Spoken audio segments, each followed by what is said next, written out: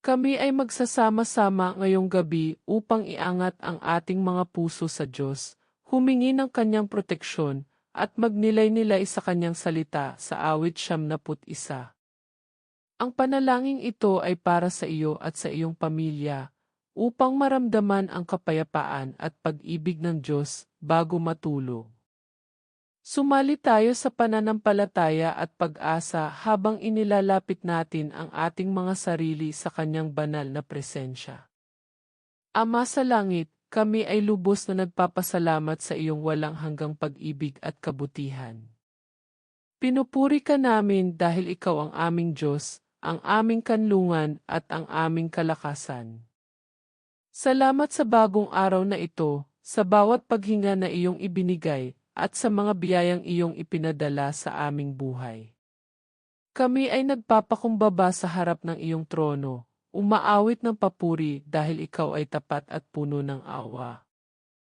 Ang iyong kabutihan ay umaapaw, at ang iyong presensya ay nagbibigay ng kapayapaan sa aming mga kaluluwa. Salamat, Panginoon, dahil ikaw ang aming pastol na gumagabay sa amin sa bawat sandali ng aming buhay. Panginoon, kami ay humihingi ng iyong makapangyarihang proteksyon ngayong gabi, ayon sa iyong salita sa awit 91. Sabi mo, siya na nananahan sa piling ng kataas-taasan ay mananatili sa lilim ng makapangyarihan. Kami ay nananahan sa iyong presensya, Ama, at kami ay humihingi ng iyong banal na takip upang protektahan kami mula sa anumang kasamaan. Ikaw ang aming kuta, ang aming kanlungan at ang aming tagapagligtas. Huwag mong payagan na ang anumang panganib, sakit, o kasalanan ay makapasok sa aming mga tahanan. Ilagay mo ang iyong mga anghel sa paligid ng aming mga pamilya, Panginoon, upang bantayan kami sa lahat ng aming gawain. Humihingi kami ng iyong gabay, Panginoon, upang kami ay mamuhay ayon sa iyong kalooban at ng iyong kapangyarihan upang labanan ang mga tukso ng kaaway. Naway ang iyong Espiritu Santo ang magbigay ng kapayapaan sa aming mga puso, upang kami ay makapagpahinga ng ligtas sa iyong mga bisig. Panginoon, kailangan namin ang iyong pagpapala at pag-ibig upang harapin ang bawat araw na may tapang at pananampalataya. Humihingi rin kami ng pagpapagaling para sa mga may sakit sa aming pamilya, pag-asa para sa mga nawawala ng pag-asa, at lakas para sa mga nanghihina. Ang iyong salita ang aming gabay, at ang iyong pag-ibig ang aming kalasag. Kami ay naninindigan sa iyong mga pangako, Panginoon, dahil ang iyong salita ay buhay at totoo. Ayon sa awit 91, hindi ka matatakot sa pangamba sa gabi, ni sa pana na lumilipad sa araw. Kami ay nagtitiwala na ikaw ang aming tagapagtanggol laban sa lahat ng panganib. Kami ay nagpapahayag na ang iyong kapangyarihan ay sasaklaw sa amin, at ang iyong katotohanan ay magiging aming kalasag at pananggalang. Kami ay nagtitiwala na ang iyong mga anghel ay magbabantay sa amin, at hindi kami madadapa dahil ikaw ang aming gabay.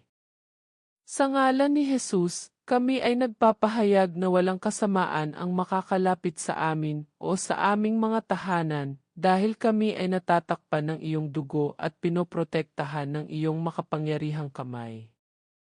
Ang bawat miyembro ng aming pamilya ay iniaalay namin sa iyo, Panginoon, at kami ay naniniwala na ikaw ang magbibigay ng kapayapaan, kaligtasan, at pagpapala sa bawat isa sa amin.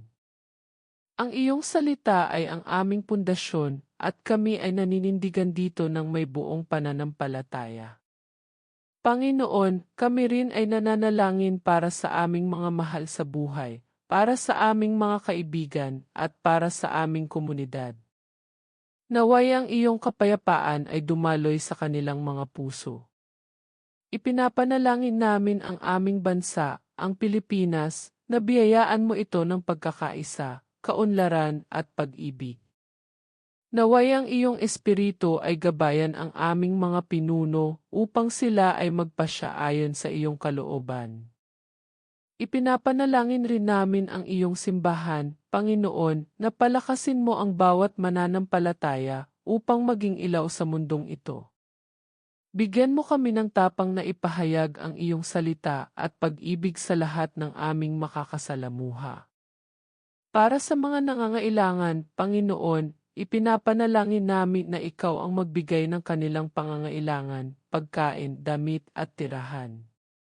Para sa mga nasaktan at nalulungkot, naway maramdaman nila ang iyong yakap ng pag-ibig at kaginhawahan. Kami ay nananalangin din para sa mga misyonero, pastor, at manggagawa ng iyong kaharian, na bigyan mo sila ng lakas at karunungan upang ipagpatuloy ang kanilang gawain. Panginoon, naway ang bawat puso ay makilala ka at maranasan ang iyong kaligtasan. Kung ang panalangin ito ay nagbigay ng inspirasyon at pagpapala sa iyo, hinihikayat kita na ibahagi ito sa iba, mga kaibigan, pamilya, o sinumang nangangailangan ng pag-asa. Sama-sama nating ipalaganap ang salita ng Diyos at ang kanyang pag-ibig. Hinihikayat ko rin kayo na sumali sa amin araw-araw sa panalangin, upang sama-sama nating hanapin ang presensya ng Diyos at ang kanyang gabay sa ating buhay. Panginoon, kami ay nagtitiwala sa iyong plano para sa amin. Naway ang iyong kapayapaan na higit sa aming pangunawa ay bantayan ang aming mga puso at isipan.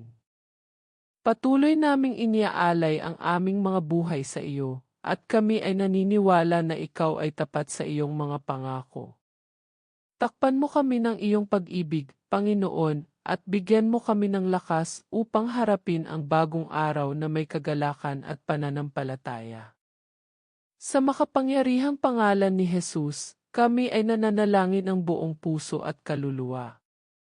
Amen.